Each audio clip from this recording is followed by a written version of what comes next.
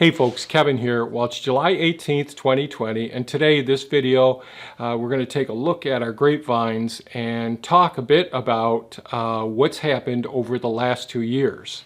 So on July 30th, 2018, I posted a video called Black Rot and Grapevines, an Organic Approach. So my goal was to not use any fungicides to get rid of this black rot, because black rot is called by a fungal disease. It's an opportunistic infection. And to heavily prune those grapevines, remove all of the diseased tissues, all dead and diseased tissues there, including the grape clusters.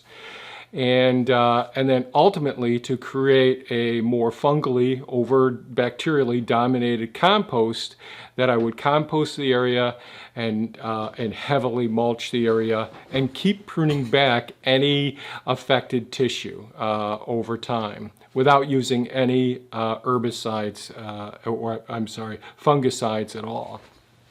So that was my goal. So that first season in July of 2018, we pruned everything back really heavily. So we only had a small amount, several gallons of good quality grapes that had no disease at the end of the season. Then I pruned the grapevines back even more at the end of the season. And my plan was to create some more fungally dominated, relative to bacterially dominated, compost that I could amend that grapevine trellis there. Now we also had black rot in our pergola system, which I decided just to do heavily pruning with that one and not amend the soil at the time. So we did the heavy pruning and in 2018, and then in 2019 I hadn't had the compost yet because we're making the compost for other garden beds, annual beds. But I did do some mulching of the area, some wood chips mulching. Very small amount because I only had a small amount at that time. Pruned again, and we had probably, we probably only lost about maybe 10 to 20% of the grapes because of their being affected by the black rot. So it wasn't completely eliminated. We still had some sparse places where the fungus was reinfecting those grapevines. So at the end of 2019, so this is in 2019, I went ahead and I completed the preparation of the type of compost which was fungally dominated that I was going to put around the base of all of the grapevines. And I actually shot a video of it, me going over with Bumblebee, the mini excavator, and adding the compost all along the grapevine trellis. And then my plan was to go ahead and bring in wood chips this season. And so a couple weeks ago, we got all of our cardboard and paper products together. We put that down because we were still in the midst of a heavy drought and super hot times here in a cold temperate climate. I did not pull any of the weeds. I wanted to leave all of the weeds, and these are goldenrod, mungwort, all of the common weeds, including even quackgrass. I left all of that material there, folded it down, and sheet mulched it with lots and lots of cardboard and paper products.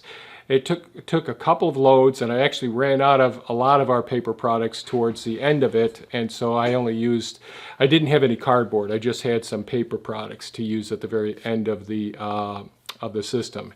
It took 3 loads with Bud's big truck, the delivery truck bringing wood chips, to adequately wood chip the whole area. And then the next thing that I did, today I went up there, well, when I was putting the wood chips in, because the vines had really grown out extensively since we've been pruning it every season. The vines grew down, and when I was applying the sheet mulch and the wood chips over the compost that was put there last fall, what ended up happening, some of the vines got really too close to the wood chips and all. So today I went up and pruned off all of the vines that were in too close association with the wood chips, the ground levels and all. Just wanted to maintain really good airflow through the system. I don't see any signs of black rot so far, and I'll be throwing the helmet cam, excuse me, I'll be throwing the helmet cam on so we can take a walk up there and look at this the situation. And I think I probably have some GoPro footage that I'll try to fit in here someplace of me doing at least the wood chips, and maybe I can find some of the old footage of me adding the compost as well. So so that's what we ended up doing, and I think it worked out really well. And so today's the update on the video. There were some comments that I think are really good comments that I should go ahead and respond to. Frank Davidson had made several comments. I think he feels pretty strongly about this. You can play with black rot or you can cure it. It's so easy to get rid of it. Spray your vines one time with Captan. It's gone. It's only what I know of. And he had written a couple more things about that. I think he recommended spraying it a couple of times after someone had commented as well. Yes. Why can you not spray with Captan in the fall before pruning to get rid of black rot once and for all? Wait till leaves fall off, then spray the vines. Wait about 2 weeks, spray again, just to be sure you've got it. The next spring you will have grapes. I don't have black rot because I spray every fall, then and I guess then prune. You know the fruit comes on new wood. If you don't prune it, if you don't prune big time, you don't have much new wood. So I don't know too much about using fungicides on a regular basis and all.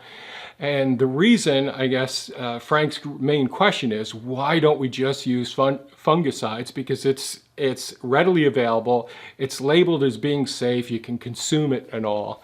And there are papers that suggest that it's relatively safe. And so this all goes back to the reason why I'm not using any sort of pesticides, insecticides, fungicides, or herbicides. And it really goes back to our principles, and our principles are guided on come from our ethics. So self-care, earth care, people care, and future care are my ethics. And so I really want everything that I do to be in alignment with our ethics. So when we talk about self-care, it's really important that we're always thinking about what's the most important thing so that we minimize damage to our own cells.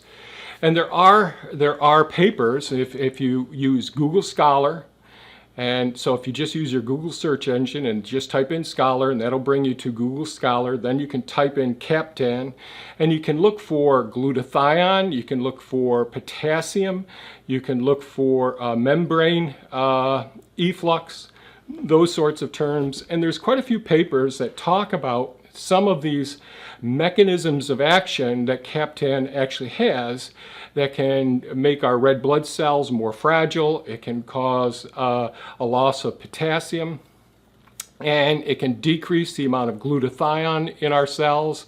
And that's an area of research that I published years ago when I was finishing my residency in medicine.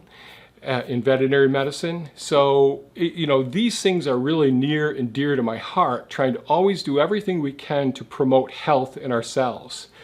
Is the level of toxicity that it's going to kill 50% of the people that consume it? No, it isn't.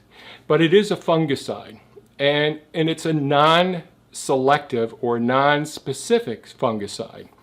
So, meaning that when you spray a fungicide on your grapevines or any plant whatsoever, it's indiscriminate. It kills all fungicides. It's like chemotherapy. We don't use chemotherapy just on a whim because we want to kill off some certain cells, because most chemotherapeutic agents, or many chemotherapeutic agents, are non-selective or non-specific. So when people get their chemotherapeutic dose, they may have gastrointestinal upset because it attacks rapidly dividing cells. So that can cause gastrointestinal problems, bone marrow problems, all sorts of problems. So it's reserved for those very specific cases where it's something that has to be used. It can't be treated more easily. So the first thing is always do no harm. And so when we're using a fungicidal spray on a crop that we don't necessarily have to use it on, and we're using a non-selective or non-specific one, we're harming all of the mutually symbiotic fungus organisms that inhabit the grapevines. So they're beneficial. So the way I look at it when I'm looking at it organically, I'm trying to decide, well, why is it that my grapevines actually develop this black rot? It's not because just black rot, the fungus that causes the black rot just happened to come in and wipe everything out. It's because there was an underlying weakness in those grapevines. And they lack the beneficial microorganisms that are in the soil and that are in the surface of the soil, that are exposed and get on the surface of the plant. So, like for example, we don't just have the microorganisms in our colon that's known as our gut microbiome. We have microorganisms all over the surface of our body, and they help to protect us.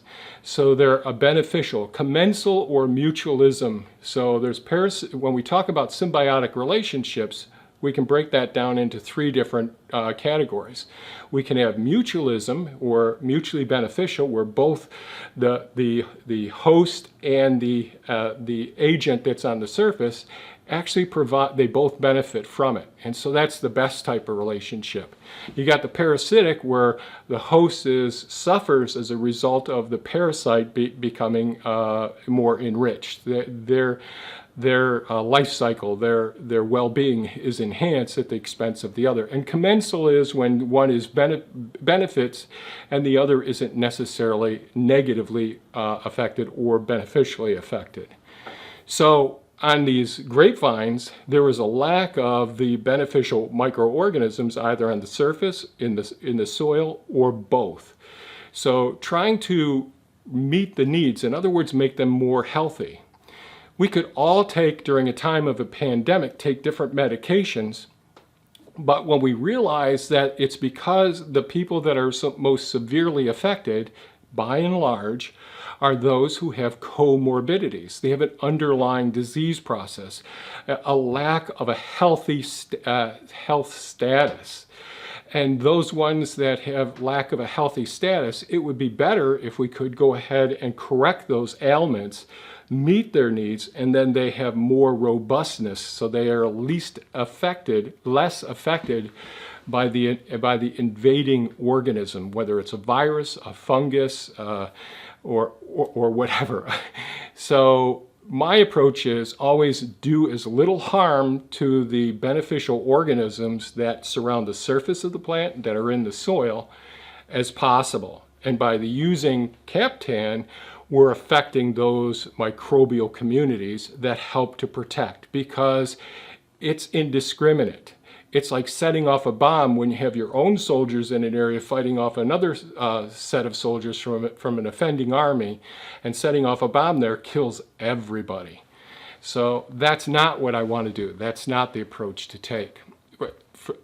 That's not the approach that I choose to take. So I hope that those analogies make sense and the reasons why I'm not doing it. You know, if that's what works for you and you're comfortable doing it, that's fine. Everyone has the right to decide how to go about living their lives and what they consume. And certainly I don't want you to change just because I have a difference, or I approach things differently. So what I'm going to do now, I'm going to throw the helmet cam on, go up to the grapevines, and we'll take a look at those at this time. Here we go. Okay, so here we are at the grapevine trellis system that we've established. So at this end was the most severely affected.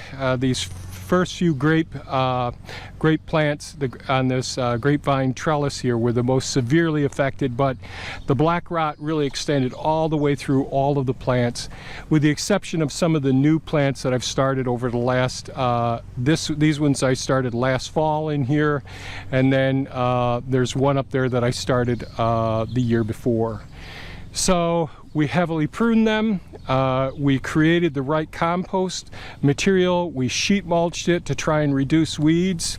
So the good compost was already established since last fall.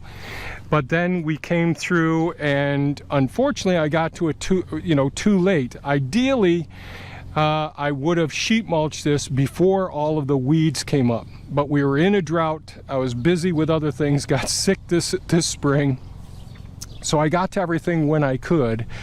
But if you can imagine, the compost was there, but all of the grasses and weeds that you see all around here were growing right up through that. And all of those weeds were admixed. In other words, the top of the weeds were just fitting right up through all of these areas of the plants, of the grapevines. So because we were in a drought and I didn't want to destroy the microbial community within the compost that was there, so there was the mound of compost that was narrower than the wood chips are here. And so I went ahead and laid down all of those weeds. So those weeds, we just laid them down, covered them with paper and cardboard, tried to pull them down to that. Some of the grapevines were so extensive, their growth, they laid right down there as well. I went ahead and covered them with cardboard, the material that was laying on the ground, all the weeds and some of the grapevines. Then I came through after we got our third load and finally finished down here with wood chipping the area. Now all of these wood chips will consolidate, compress, contract, settle over the next couple of years, and within about 4 years you won't even be able to see the wood chips. But what we've done is we created an environment so that the appropriate microbial communities are available and able to work hand in hand with exchange to the root system of the grapevines. It'll also increase airflow, which is beneficial for the plants. So when you have all the weeds at the base of these vines, that decreases airflow, and therefore more of an opportunistic environment for opportunistic pathogens to affect to create disease on this beautiful wood. So after wood chipping the area and just getting that done, today I came up and trimmed off all of the vines, not all of them, but it looks like I got most of them.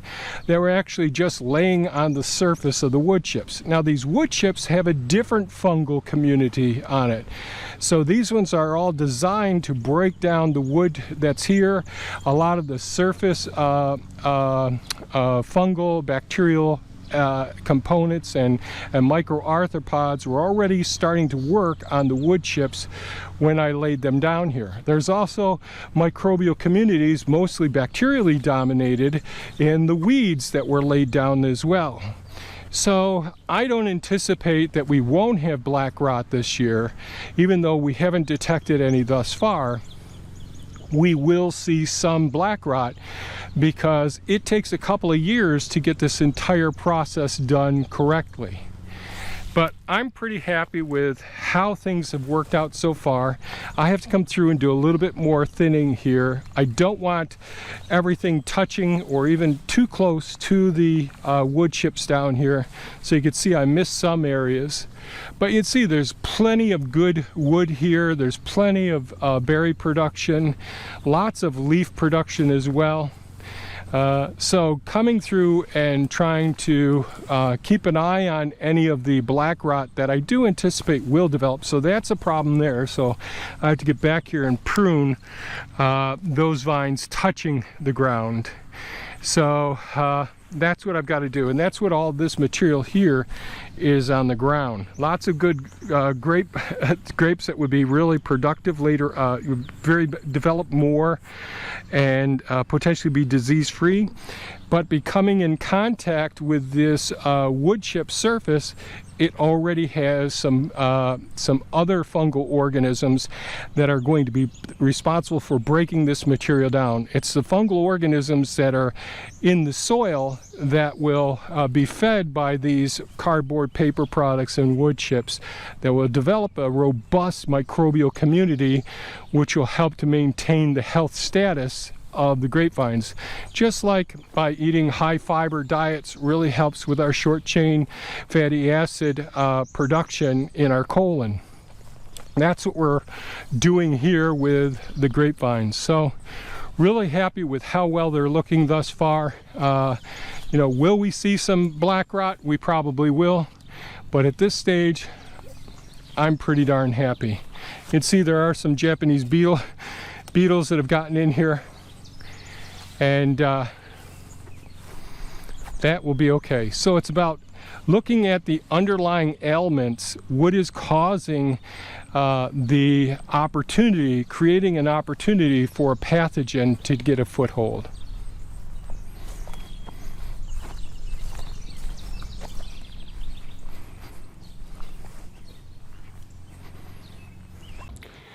So that's a quick tour of the grapevines on the trellis system that we've got. I do believe we've got pretty heavy infestation of the grapevines on the pergola, so that's an area that I've got to work on. And I basically neglected that since the first pruning of it after the video on July 30th, 2018. So I hope this video is taken in the context of what it was intended. Frank had actually commented 3 times, so his statement was, "I don't understand why you're not doing this."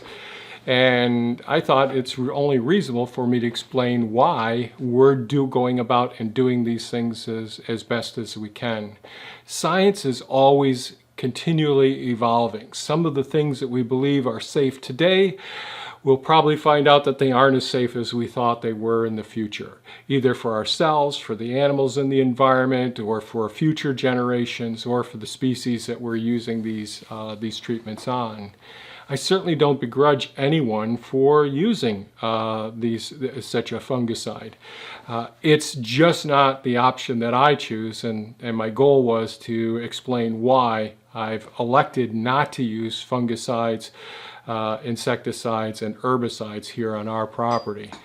It's really trying to develop a holistic and mindfulness way of approaching problems, looking for what is it that we aren't doing correctly to help support this entity, whatever it is, a grapevine, a blackberry plant, a blueberry plant, an oak tree, whatever it is.